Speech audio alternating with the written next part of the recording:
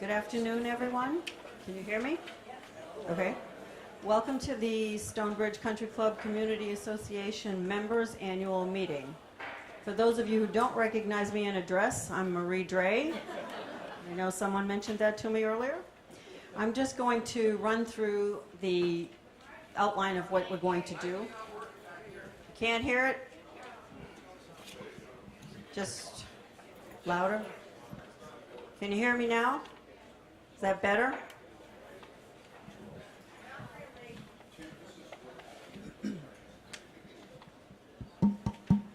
Hello? Hello? Can you hear me now? Is that better? Okay. I'll try to remember to hang on to this microphone like a lollipop.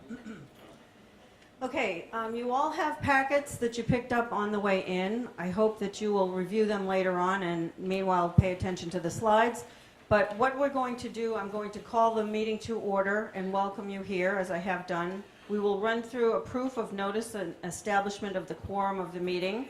We will then approve 2 sets of minutes, and I'll explain them when we get to them. We'll have Dan explain the voting process.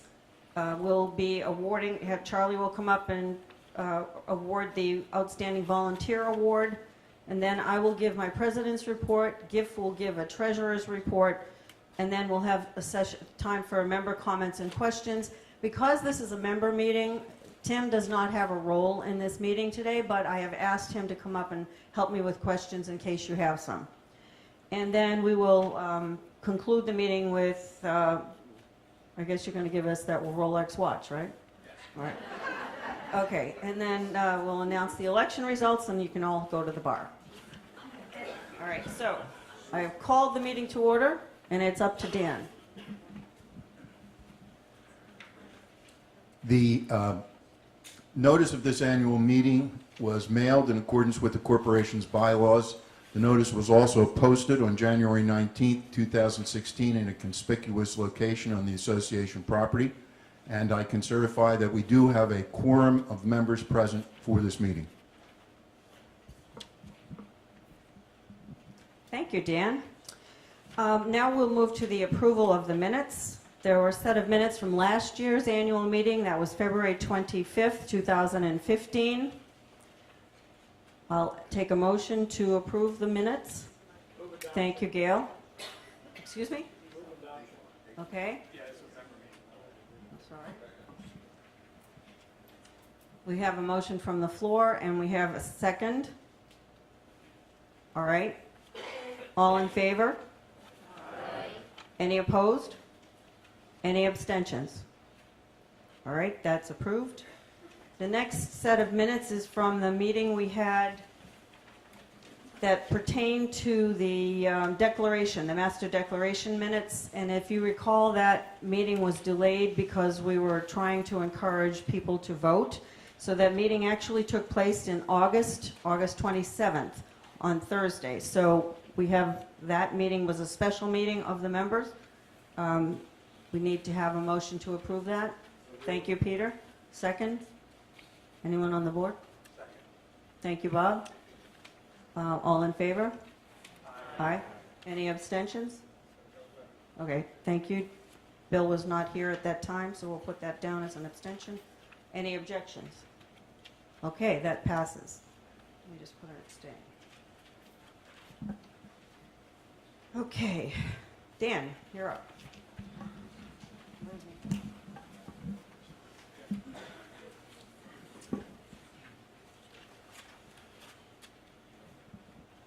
At this time, I'd like to call for any nominations from the floor for the position of director. Seeing none, is there a motion to close nominations? Motion. Okay, Tom Round, move. Is there a second? Second. Joni Coe. Discussion? All in favor? Aye. Opposed? Motion carries. Okay, at this time, if you have not voted, we're closing the paper ballot section. So if you need to vote, now's the time to do it. Otherwise, forever hold your peace. Okay? Thank you. For what you said? For at least a year. Okay.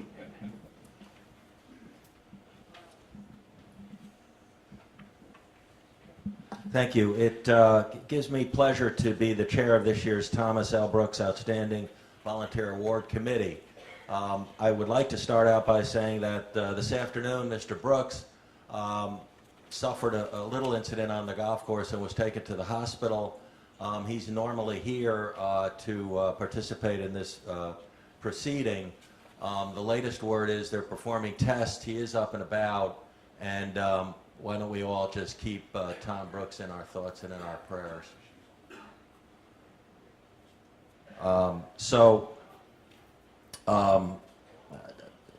The word I just got is to stall, which I can do.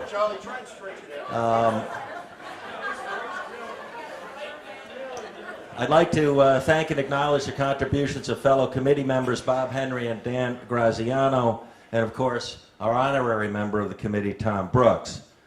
Following in the grand political tradition of my hometown, Albany, New York, our one and only meeting took place in the bar. It lasted about a minute, and we reached a decision by acclamation. Now, that's not to diminish who won this award. It's rather to strengthen the fact that our awardee is truly an exceptional person. That person joined the Stonebridge community 16 years ago and shares time between Naples and northern Michigan. If you are paying attention, I'm giving hints as we speak. It's a she, and she spends time in northern Michigan. A leader and prolific volunteer over the years, she holds the title of Professor Emeritus of Sociology at the University of Cincinnati. And since retirement, the art and science of photography has been her passion. She is honored as a fellow with master's distinction in the Photographic Society of America, a worldwide organization founded in 1934. At Stonebridge, our awardee, who isn't here, has, among other contributions, hasn't been announced yet. Our awardee has served on the Communications Committee, the Strategic Planning Committee, and the Green Committee. Our awardee founded the Thornbrook Book Club, which remains very strong and active today. She has assisted with annual art shows. She contributed images to the Stonebridge Club calendar for many years, contributed images to the original clubhouse, and of course to the renovated clubhouse and to the golf course facilities. She serves as a photographer for many special events, and most recently and importantly, she conceived, produced, and developed the beautiful book Scenic Stonebridge, an endeavor of love that took hundreds of volunteer hours, and by the way, is available in the golf shop and makes a very fine Christmas present. Ladies and gentlemen, it is my distinct honor to call up Dr. Dana Vinoy to accept the Thomas L. Brooks Outstanding Volunteer Award.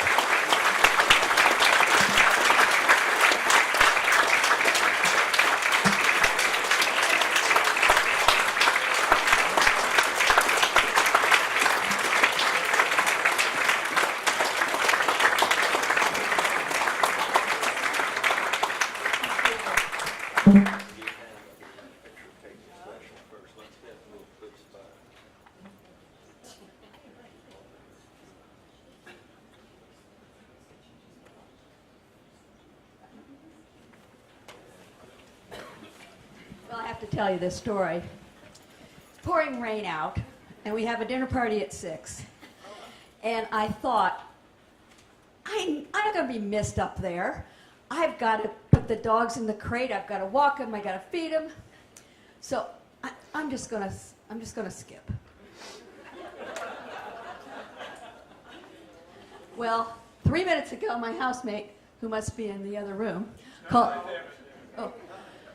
and said, "Aren't you coming? What's up?" And I said, "Well, it's pouring rain. I have to get a parking place, and no one's going to miss me. And I have got to do all this stuff, and it's silly to put the dogs in the crate twice." She said, "You get up here." Well, I hurried, and I made it in about 6 minutes. But the more important thing is to say, thank you very much. I really appreciate the recognition, and I love living at Stonebridge.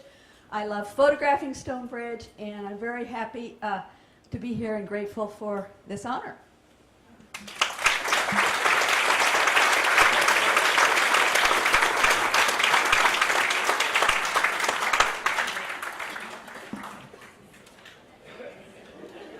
Thank you, Charlie. Thank you, Dan.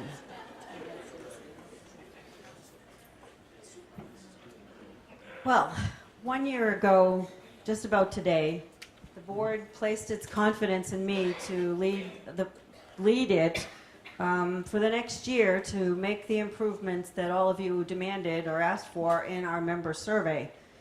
I'm sure it feels like it was just yesterday that I took this responsibility on. I'm sure that to Tim it feels like the year was almost 2 years. And I'll explain why in a moment. And he probably also is wondering, he's probably now anticipating that revolving door of board leadership hitting him in the butt one more time. Anyway, last February, you were all very clear about what you wanted our board to take on this year. Tim, would you give me my first slide? Thank you. The survey was what we used as our marching orders, and the 3 big areas of concern that you told us about kind of gave us direction. First of all, you told us that food and beverage service and quality was not up to members' standards. Then you told us that administration and members' relations was in a disarray in the front office and that the front office staff were out of touch with what the members really needed. And lastly, we heard from the survey that the leadership lacked a sense of accountability to members. Well, all of us on the board had experienced this as well. We all come from a professional background and we had some board experience, and so we put our heads together and we thought we'd tackle a lot of these issues from a lot of different perspectives. But the first thing we did was stand behind Tim and say, Tim, what's your plan since you're responsible for food and beverage and administration? And then we started going from there. Would you go to the next slide, please? Because we were trying to raise the stature of the board and leadership to a level of good governance, we decided we'd ask ourselves a couple of questions when issues came up.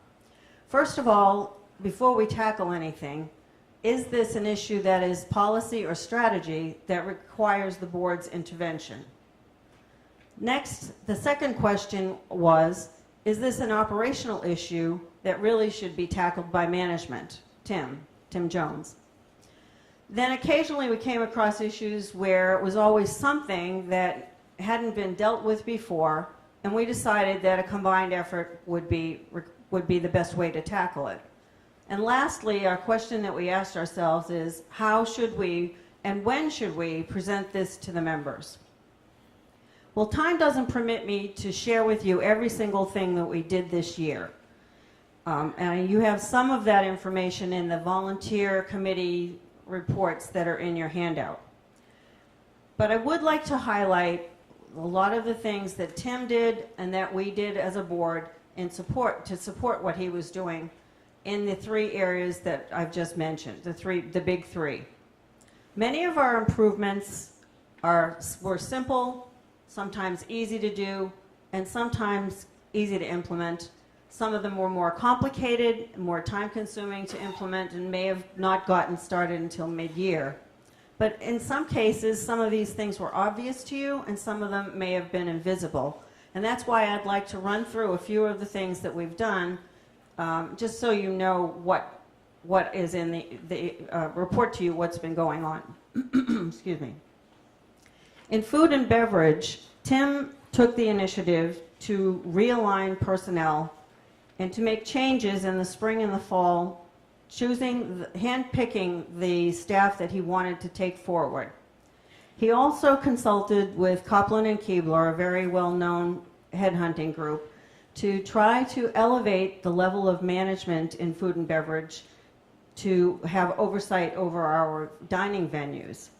And Copland and Keebler advised him how best to structure the organization, but also helped him to search for the best qualified candidates. And that process took most of the summer, and the board, myself and the board, were involved in the process in a 2-tiered interview process before anyone was hired, just before the fall. Tim also had to make difficult decisions about which staff to retain, but he had the help of a second consultant who came in and worked with him on setting standards for service as well as training for the service staff. That consultant also told us that we were doomed to fail last year because we didn't have any standards in place for what the service staff should have done, and we didn't have the staff well trained before we went into this very chaotic season. In July, after a very thorough interview process, Tim knew which candidates would work best at Stonebridge, and by September he had put into place a very exceptional food and beverage team. I think you've met many of the service staff. I think we can agree that they are outstanding. Now, also I'll mention that when the chef decided to leave in December, it was almost invisible to most of us, and there was really no immediate negative impact on food quality or service. Now, while food and beverage changes were being made, Tim also took on administration.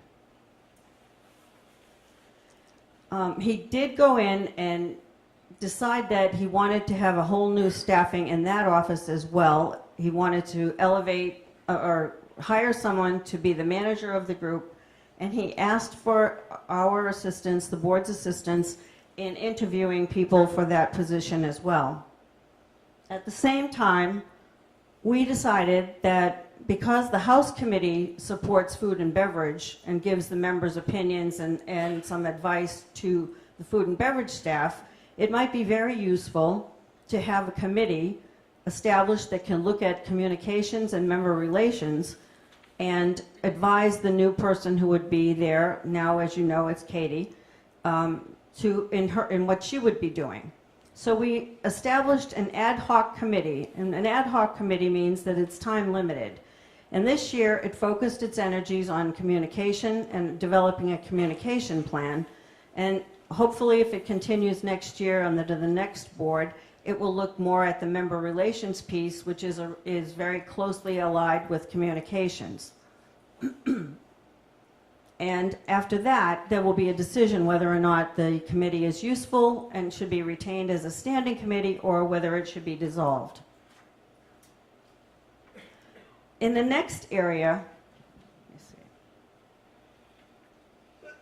the third area was leadership. And while Tim does have leadership over his staff, we took it to mean from the survey results that you were more interested in how the board interacted among itself and also with members. And so we decided that some of the leadership issues might be resolved by establishing trust through transparency. And I'd like to spend a few minutes now telling you what we did in that regard. In March, we began publishing highlights of the board meetings within 72 hours of the meeting. There's nothing more boring than reading board minutes a month out of date. So we just said, is there any way we can speed this up? And we've gotten some positive feedback about that. In April, it became obvious that the survey results needed to get out to our members in a reasonable amount of time, and that we knew we were going to lose people very quickly, and that we decided that we would re-establish the quarterly town hall meetings that had been talked about, but probably had never been implemented in the past. So the first town hall meeting we had in April was to share the members' survey results. We had another town hall meeting in July for the board, the draft agenda for, I'm stumbling here, the draft budget for the year before we voted on it. The October meeting we introduced all of the new staff, and we asked some of the department heads to come and explain to you what you could anticipate in the new season. And then the fourth of the quarterly town hall meetings in January, we had all you wanted to know about the food and beverage service and the food and beverage service charges. Let me just grab some water.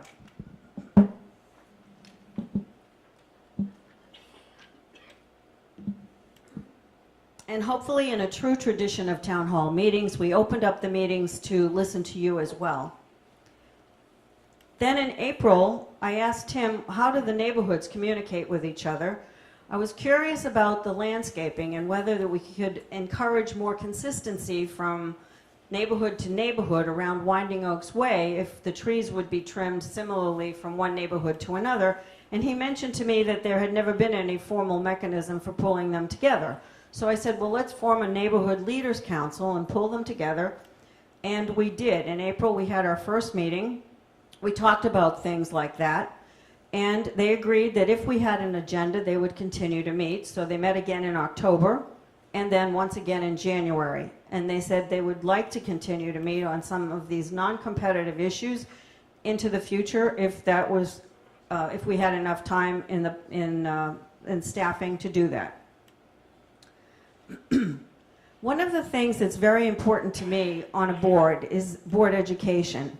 It's very important for all of us to be all on the same page on issues and to be up to date on a current issue when there's a discussion that has to take place.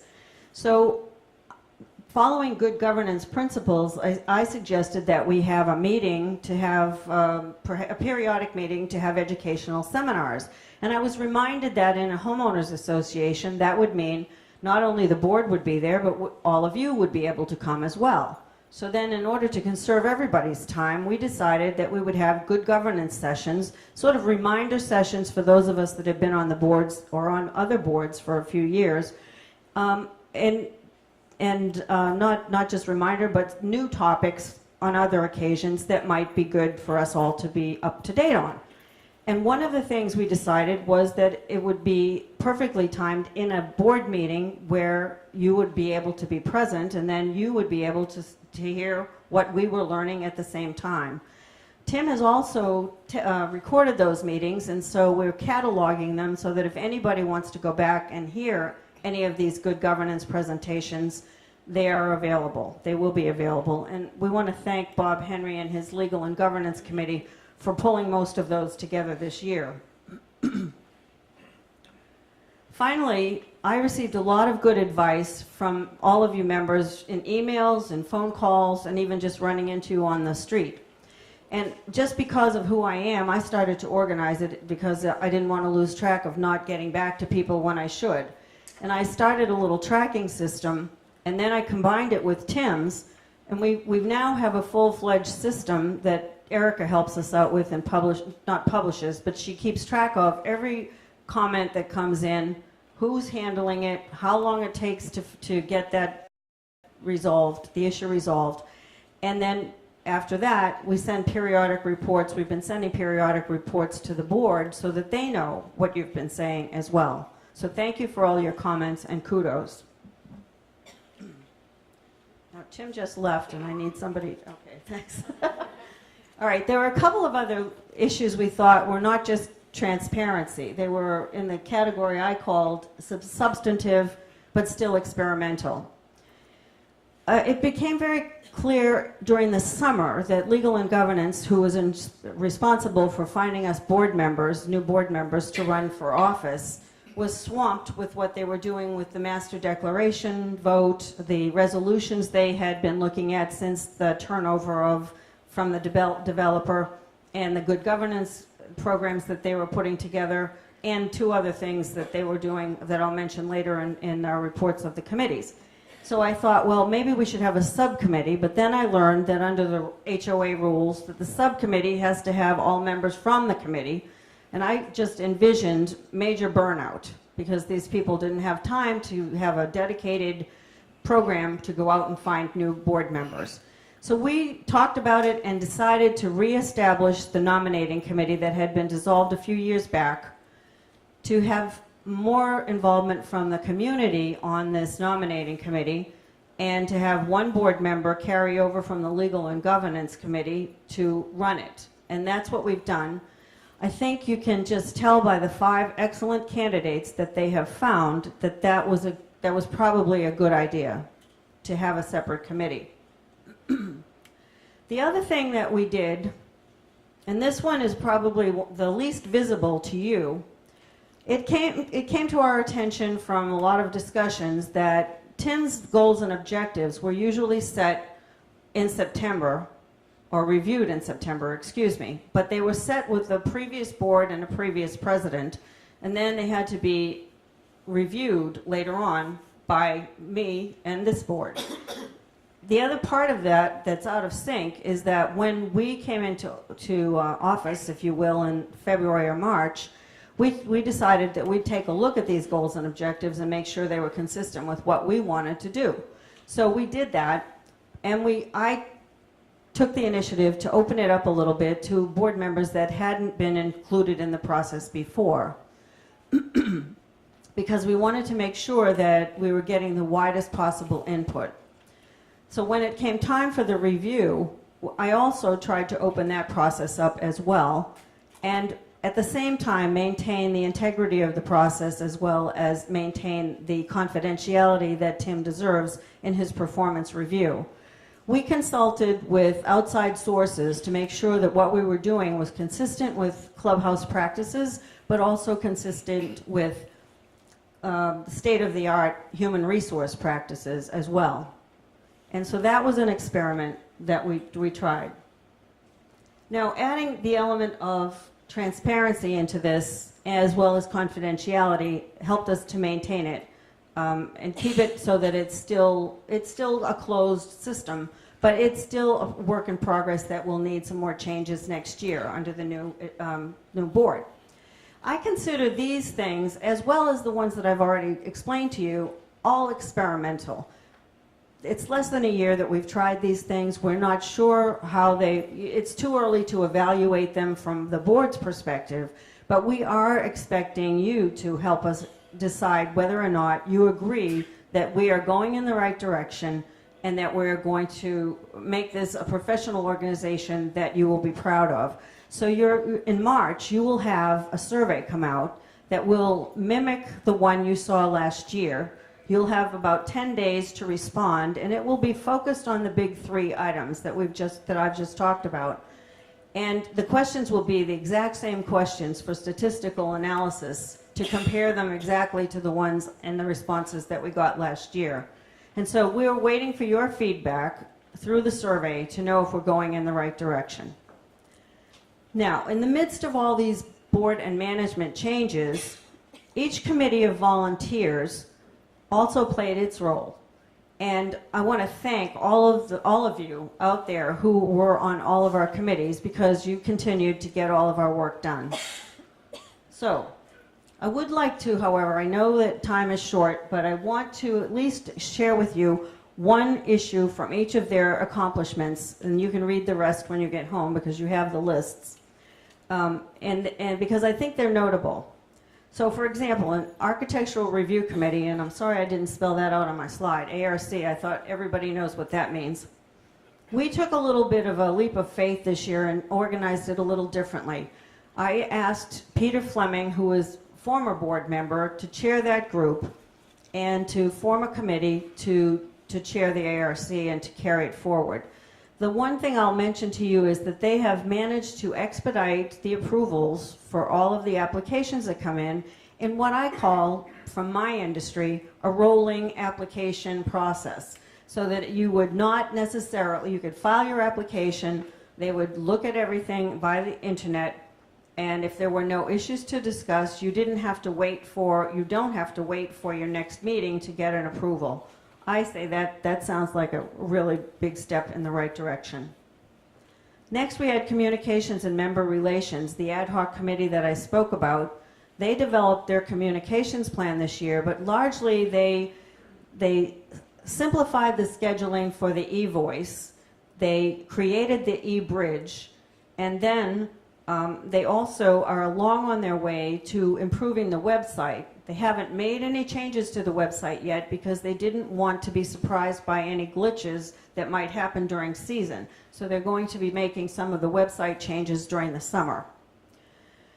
Then Community Standards has decided to develop an annual inspection schedule, and that should help us all out to know what our obligations are and when. Employee compensation is the committee that I used as a sounding board. It's the one that I chaired. It's the sounding board that helped me make sure that the changes that Tim and I were making to his setting of his goals and objectives and his review at the end of the season were all consistent with good governing practices and best practices in other industries. The Finance Committee managed a transparent and seamless process last summer that presented to us a very reasonable budget that gave a reasonable, allowed for modest growth in the departments and a sufficient funding for all of the staffing and improvement that we needed. That budget was much better than we expected, and it did not require any special assessments, but it did require a modest increase in our dues, and I think that I haven't heard a lot of negative feedback about that at this point. The Golf Committee established a merchandising working group to assist the staff in the golf shop and to advise them on member preferences. We won't know until the end of the season how that works, but as I said, everything this year is an experiment and will have to be evaluated as we go forward. The Green Committee initiated a very successful Audubon group program, and they hosted an Audubon lecture for more than 500 members, as well as Audubon tours, at least 20 Audubon tours this season. The Grounds, Facilities, and Security Committee was responsive to member requests for additional ADA, that's American Association for Disabilities Act, compliant accessibility changes to the clubhouse. And so that they devoted most of their time this year to that, excuse me. The House Committee updated our dress code and addressed many social events, as well as they devised a compromised dog policy, which many of you may be familiar with. Legal and Governance handled a record workload. They were dealing with the Master Declaration and bylaw changes. They were putting the new board policy manual together, a new board orientation program. They were looking at all the resolutions that had been passed in the last 15 to 20 years to make sure that they were still relevant to what we do. And then, again, as I mentioned, they were doing all of our good governance, or almost all of our good governance presentations. Strategic planning started its year by helping us understand how to analyze the survey results by devising some principles and guidelines for all of the committees and all of the board members to use in looking at the data that we collected through the survey and in interpreting the comments, the many of the comments that we received. After they finished with their analysis tasks, they moved on to reevaluating our mission, vision, and as a precursor to developing an updated strategic plan. And they also devised a list of core values that should serve us well going forward. They devised a club slogan as well, and they also hosted 2 out of 4 of the town hall meetings. Tennis and Fitness had a very big year, and I'm going to give them credit for hiring the fitness instructor that makes us all look good. We've gotten a lot of comments from renters as well as from members how much they enjoy the new programs that are being run over there. I think that he's running more programs than NCH. But Tennis and Fitness also handled many of our requests for limited space because people want to use their space and take advantage of outside courts for, let's say, pickleball and other things, but we don't have a lot of space, but they entertained an awful lot of requests for use of space. In conclusion, I would like to thank all of you for all of your support, your advice, and your patience as we've gone through all these changes. We have experimented with a lot of new ideas, and we'll have to wait to hear from you about how you like them and if we're going in the right direction. I appreciate your allowing me to be part of this transformation, and I enjoyed meeting many of you who I might not have met otherwise. I also want to give a special thanks to Tim Jones, who educated me on how to be a board president here at Stonebridge. And to his credit, even though he was swamped with what he had to do to make his own changes for what he was, changes in food and beverage and administration, he enthusiastically, I'm so dry that my tongue is sticking to my teeth. He enthusiastically took risks with me every time I came up with some crazy idea. Lastly, I would like to thank each and every board member here. I've learned a lot from each of you, and I know that I'll carry a lot of good information forward, and I couldn't have done this job without you. Now, as most of you know, I moved here from Washington, D.C., where in January, every 4 to 8 years, there's a transition of leadership, and on the night before the inaugural, all of the political appointees must resign. But a lot of them by then have taken to liking Washington, and they all move out, start a consultancy, and call themselves former insiders. Those of us who lived through many of these transitions, however, we got to see the revolving door and the new signs all the time, but we started calling them has-beens. So I'm very pleased to announce that in the next few moments, I will become a has-been, and I am very happy to do so. Because I now know with the wonderful candidates that you have for the board that any 3 out of 5 of them who you've chosen will be terrific and they will carry on beautifully. And I also know that there are 2 guys behind me that are also going to be has-beens, and they're smiling about it too. Anyway, thank you all very much.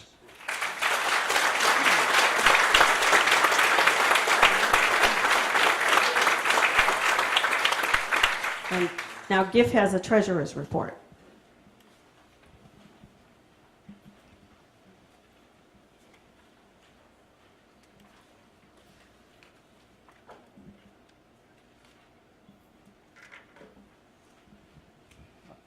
First of all, I'd just like to say something about Marie's comments of her optimism of being done in the next few minutes.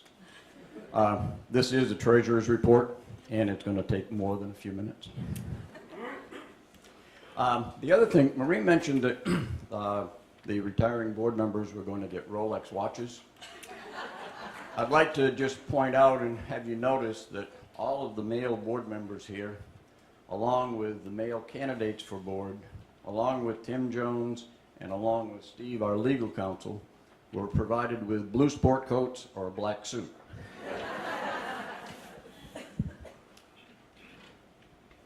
In deference to the 3 board members who are retiring and the 5 candidates, as I say, I have worked on this presentation and I got it down to about 45 minutes.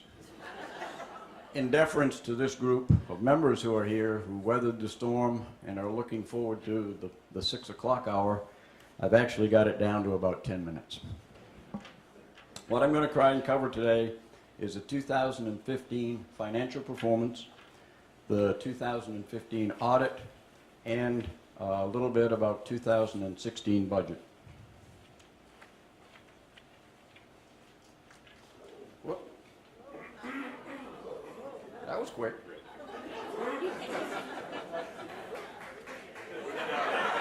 Thank you very much.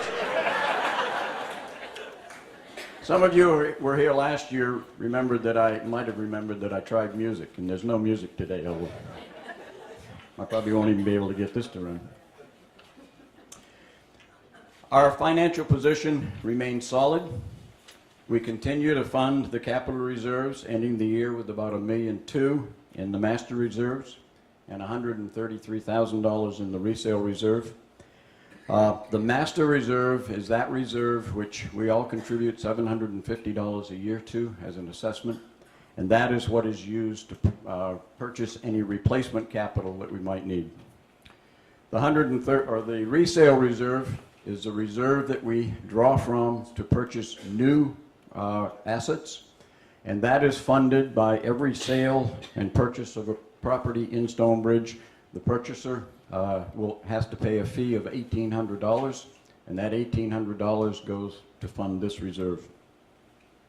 We also continue to fund the risk mitigation reserve, providing some increased protection against storm damage or any other unforeseen emergencies.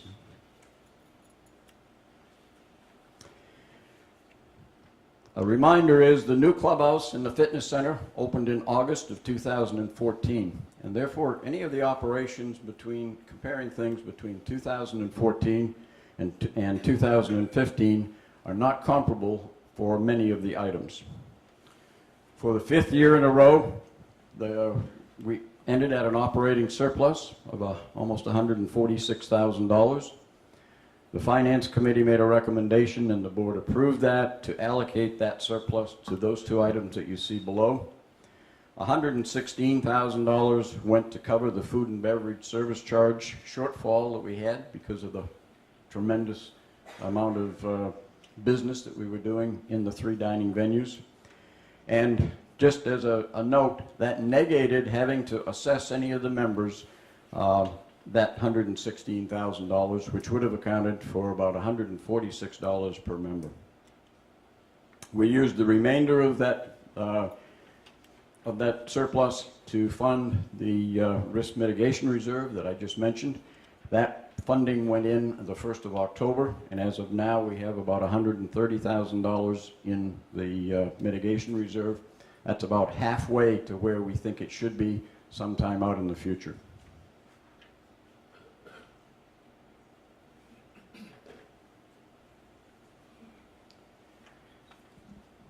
Two items that I'd like to talk about, and I'm going to add a couple others that aren't on this chart. The first one deals with golf rounds. In 2015, we played over 42,000 rounds of golf. That's 13% over the budget that we had. In the months of January, February, March, and April, we played almost 24,000 rounds, 24 of that 42,000. 62 to 63% of the rounds of golf go in 4 months. That obviously puts a real stress on the course, and it also puts a stress on the membership and the renters who want to use the course, and it also puts a stress on the crew who has to take care of the course. Golf revenue, which actually was our saving grace for this particular year, $1,378,000, 13% or $159,000 favorable to plan.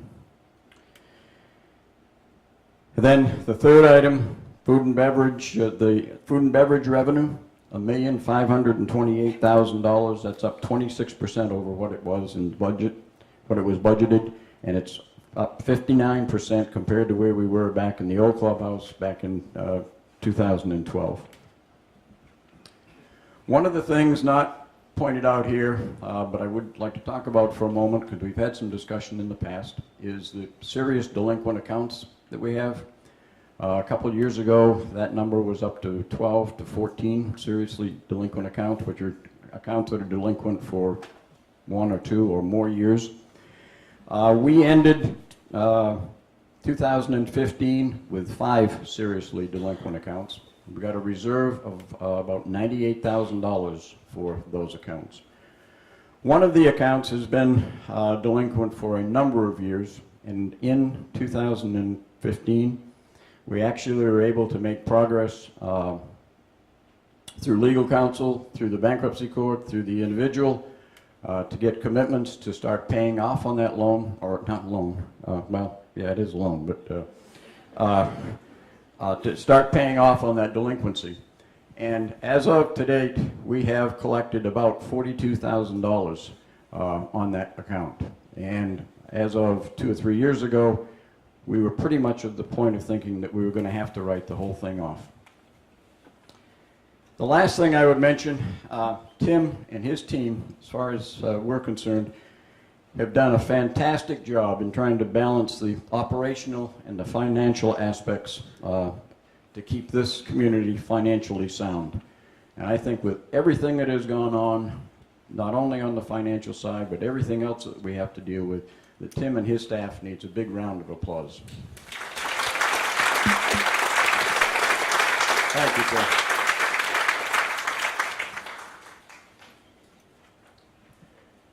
The audit is required by Florida law. This was conducted by RMS, which formerly was McGladrey. It's a well-respected independent accounting firm. We've used them for many years. They reported that the financial statements are in conformity with generally accepted accounting principles. Those statements are out on the website for anybody to look at if you so choose. Makes for some very good reading.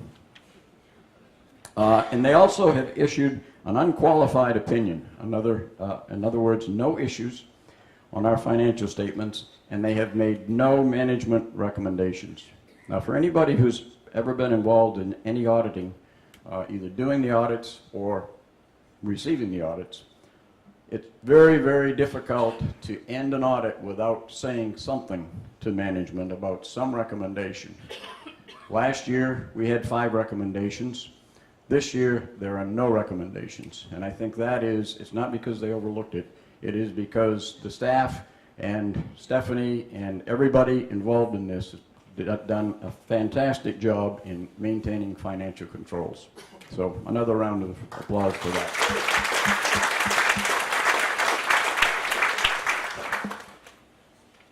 Almost there. 2016, the proposed budget was reviewed with membership in July. Then it's been communicated and on the website. The budget was approved by the board in August 27th, and in time to get everything ready for the start of the fiscal year, October 1st. There are 4 components to the cost of ownership from an ongoing standpoint: the country club dues, the master assessment, the food and beverage service charge, and the capital reserve. That capital reserve assessment is at $750,000 I mentioned at the very beginning. We also have another component, but it does have a limited life, and that is the clubhouse renovation fees. That's the fees that we are paying for the loan that was taken out to build this particular facility and the fitness center.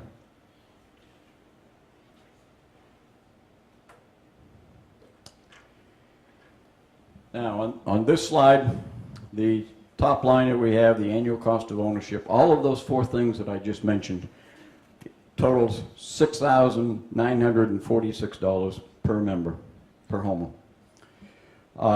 That is an increase of 5.1% compared to where we ended up in 2015.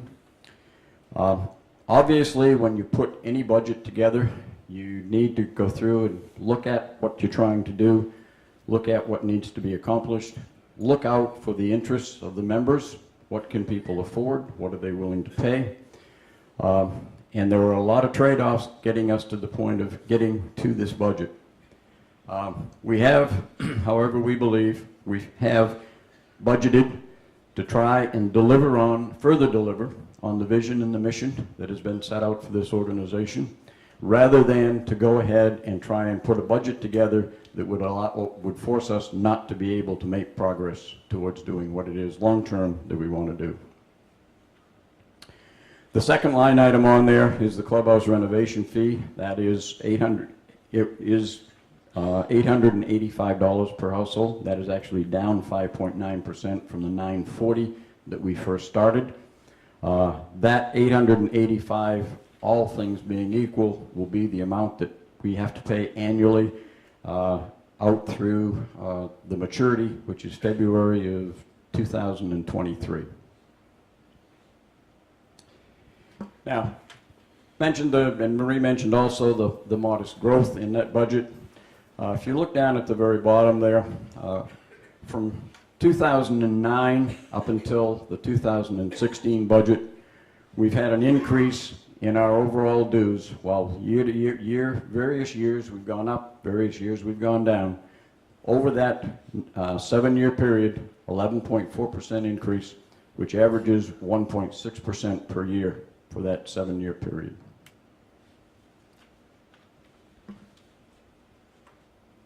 Here we go.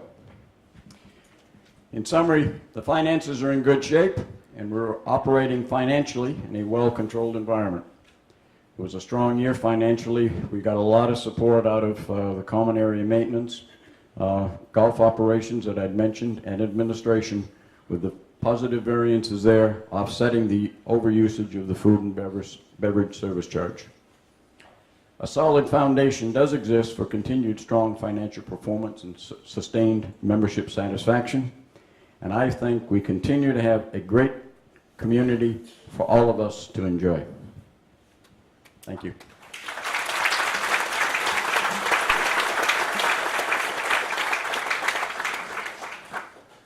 Giff, stay handy here. We want you to answer some questions too, because this is the member question section. Okay. Yeah, that's the microphone. As I said, I've asked Tim to step up and help me answer some of these questions because most of the responsibilities have been his.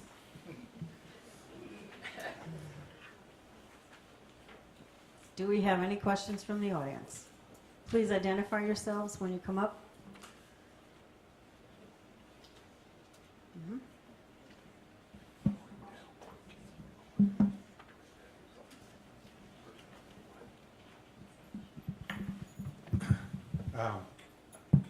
My name is Steve Isaac. I'm a Rayburn resident since '97, and I totally agree with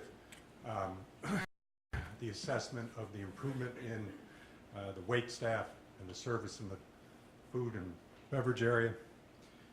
However, and I don't think I speak only for myself here, but the caliber of the food and the management of the kitchen seem to have taken a terrible dive, and I was just wondering, A, if you guys are aware of it, and B, what your plans are to do something about it. Sure, I can take that. We have had some changes, obviously, in the kitchen staff with the new chef coming on board just 2 months ago, almost to the day. I'd say within the last month, probably a turn of more than half of the kitchen staff. So we are having to rebuild the team back there. It's not to say it's without its struggles, but I think we have the right core people in place, and it's a matter of getting the staff up to speed. Are you comfortable with the new chef in his ability to manage the kitchen and the staff and his caliber of cooking? I am.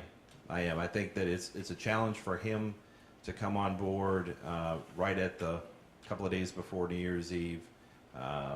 He has a true passion for food, and a lot of members have expressed a great interest in meeting with him, talking about their events that they have coming up. And everyone's event is so important and passionate to them, and they want to make sure it's special. So a lot of his time has been consumed with people approaching him, wanting to adjust and tweak their menus that Chef Jim had put into place for their events.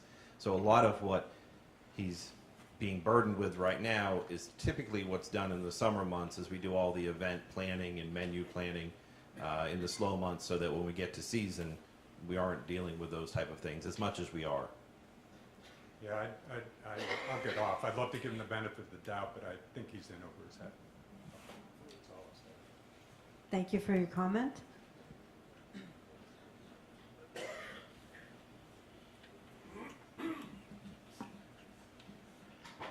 Hal Hills, I'm from Hawthorne, and I just want to say that I disagree, and I think most people disagree, and those who do, please clap.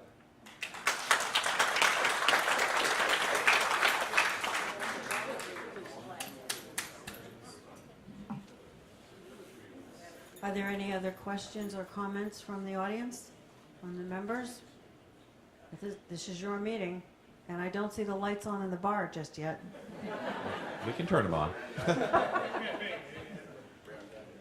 I know, we have two more items. I think you're all just waiting to find out the results of the election. All right, if there are no more questions, then, oh, one more. My name is Diana Sully, and I live in Hawthorne and have lived there since '97 as well. I was just looking over some of the board minutes, and there was one question that I had, and this is in regards to the resolution that was adopted for the meeting about the use of and the reservations for the various rooms. And this resolution that was adopted on February 19th, there is one paragraph that I think I need to have further explained to me. It seems to be very vague, and my interpretation isn't really a positive one, so I'm hoping that maybe you could clarify that. And it's the private member groups and reoccurring banquets cannot be booked more than 60 days in advance.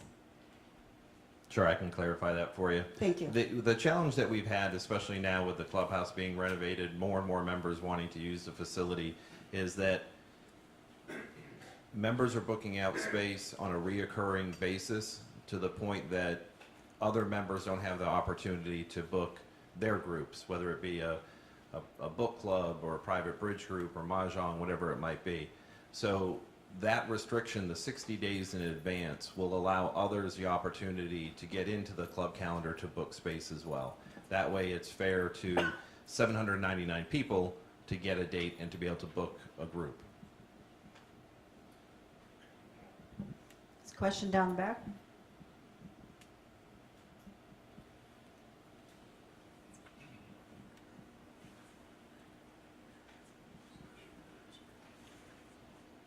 Hi, Board.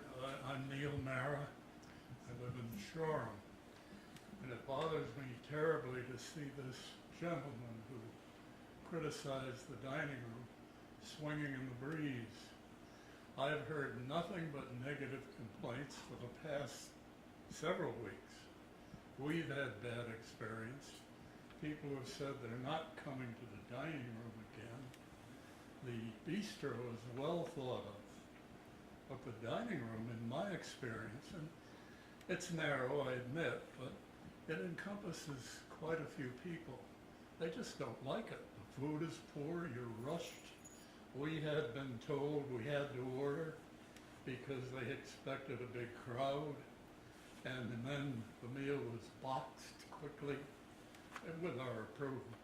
But I don't think it's fair to let him look like he's a lone wolf when there are many people, in my experience, that are unhappy. And I think I'm not saying at all that we don't have our challenges. We certainly do, and we're working through those with the new chef. You know, he came out with a new menu, some different ideas, and we're tweaking that. You know, we're listening to the member feedback. We want to make sure that we're providing what the members are looking for. A lot of traffic has gone through the bistro, more so than we ever had intended, because that has become more of that casual option, and we want to take more advantage of upstairs and bring more of that traffic upstairs. Part of what attracts the membership downstairs is the outdoor venue, and that's one of the projects for this summer, is to look at the terrace area and what we can do out there to enhance that, make that more welcoming, more friendly, more of an extension of the dining room, similar to how the outdoor furniture is outside the bistro. It's more of an extension of the bistro. So we want to enhance this area here. We're going to use this summer to get those plans together and hopefully, with the board's approval, have the funding to do that next for the coming season.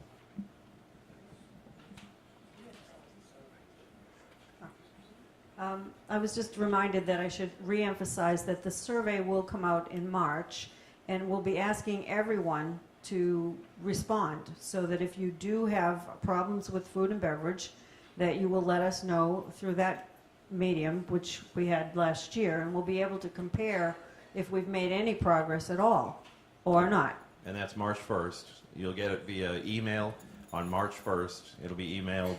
If there's 2 email addresses on file, it'll be sent to both. And for those that don't receive email, it'll actually go in the mail at the end of this week.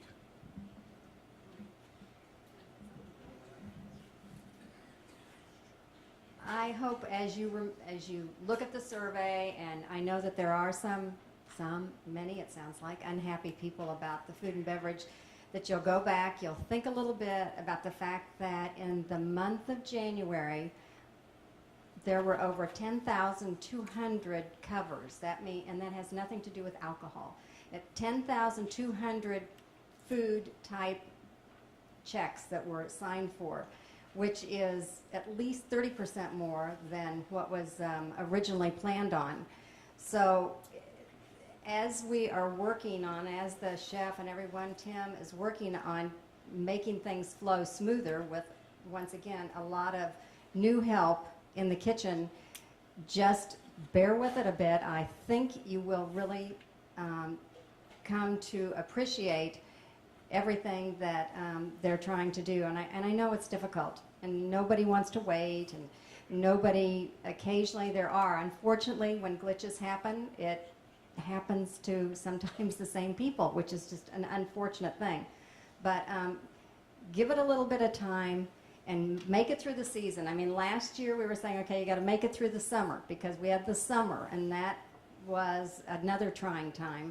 Now we're saying, okay, make it through the season. Tim, the kitchen, everyone's learning what people want, and I think You will ultimately be happy.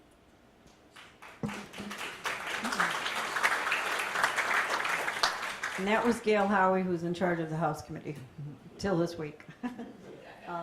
Okay, Gift, you're up.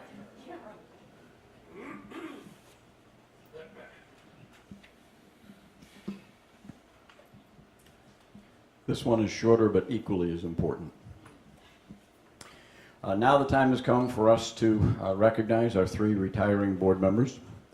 All 3 of these individuals have given freely and unselfishly of themselves over the years and have devoted a considerable amount of time and energy to serving on various committees within the community, in addition to spending their time on the board.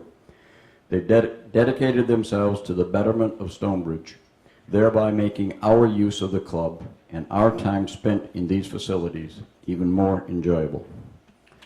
The first individual I'd recognize is Bill Postman. Bill was elected to the board 3 years ago. He brought 40 years of construction industry experience to us at a time when the clubhouse and fitness center renovation project was ramping up. In fact, he was very much involved with the project from the very beginning, even before he got onto the board. He lived with the project from start through to the completion, and there are times where I'm sure he and Elaine both felt that he was on the job 24/7. There were also a lot of other people, but they haven't retired yet. Thank you, Bill, for helping to give us this exceptional facility that we're in this afternoon. Thank you.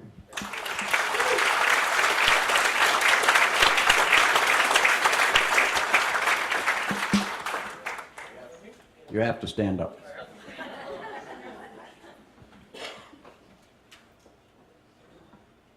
Got this present for you. Thank you very much. And if there's anything you'd like to say? Well, it's not a hammer, so that's helpful.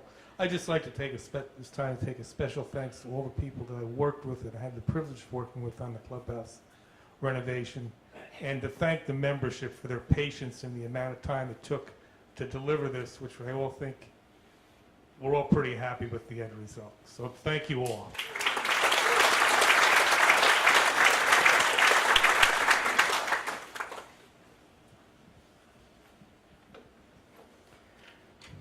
The next individual is Charlie Murphy. Charlie was named to the board in 2011, filling an unexpired term, and then elected in 2013 for another 3-year period. He brought a wealth of knowledge and experience in golfing and country club worlds. His first task was to assist in the creation of a standalone green committee. Charlie chaired the very active strategic planning committee this year and has served as vice president for the last 2 years. In Charlie's words, he will ride off into the sunset to be only seen and seldom, if ever, heard. Thank you, Charlie. But I don't think it's going to be heard.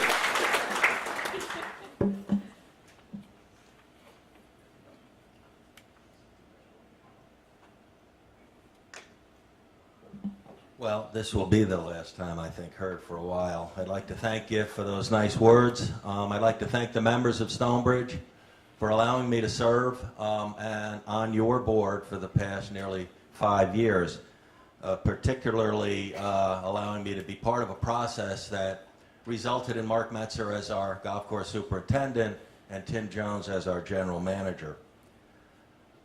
Over the past several months, and as recently as tonight, many members approached me about my intentions of continuing to serve, and many of them were friends and people I know, but some were members that I had yet to meet. I was somewhat oblique with my responses. I think nowadays that's called situational answers. If you don't know what that means, think back about 50 years, it was called lies.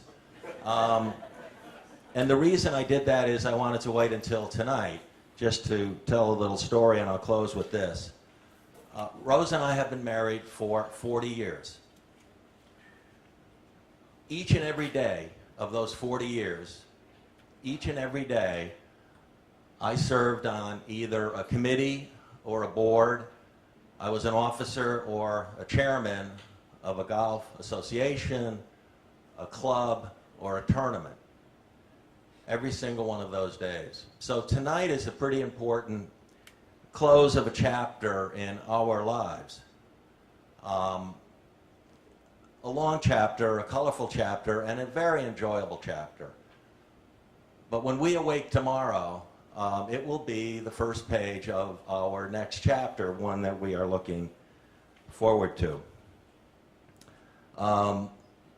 You may notice the tie I'm wearing now is the favorite tie of Sir Winston Churchill. Churchill was a lot written about, and he spoke a lot. A lot of quotes about him. I have a book of his quotes. And my favorite is his quote on marriage. Sir Winston and Clementine were married for 56 years. Rose and I have been married for 40. But his quote on marriage, applicable to his marriage, is equally applicable to mine. And it's very simple. I married and lived happily ever after. Thank you very much.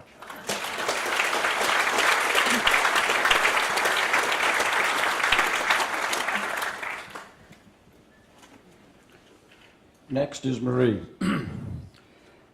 She has experience on numerous professional, homeowner, and community boards, and was also elected to this board 3 years ago.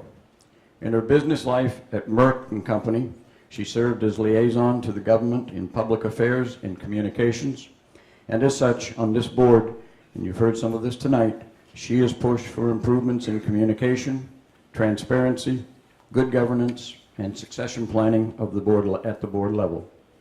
Marie is completing her last year on this board as our president. Thank you, Marie.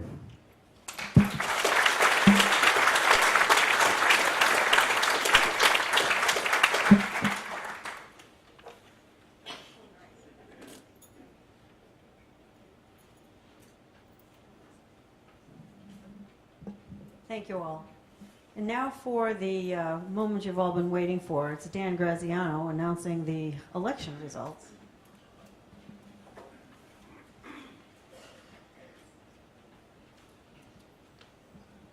Thank you, Marie.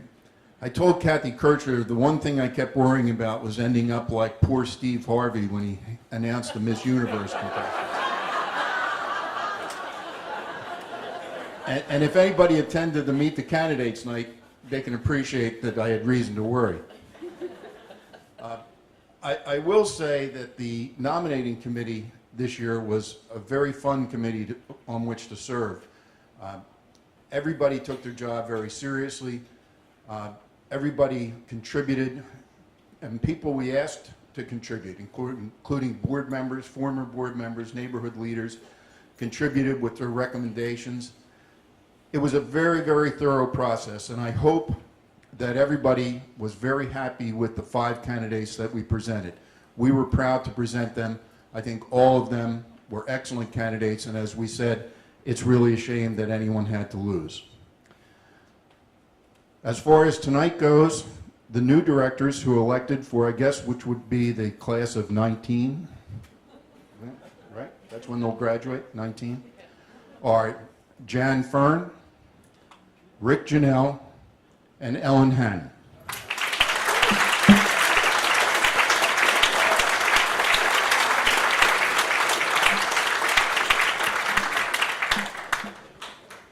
Well, thank you, Dan. I think with that, we conclude our meeting, and I'll take a motion to adjourn. Okay, we've got a couple out there. I hope somebody's writing it down. Thank you all. All in favor? Aye. Thank you all for coming. We'll see you in the bar.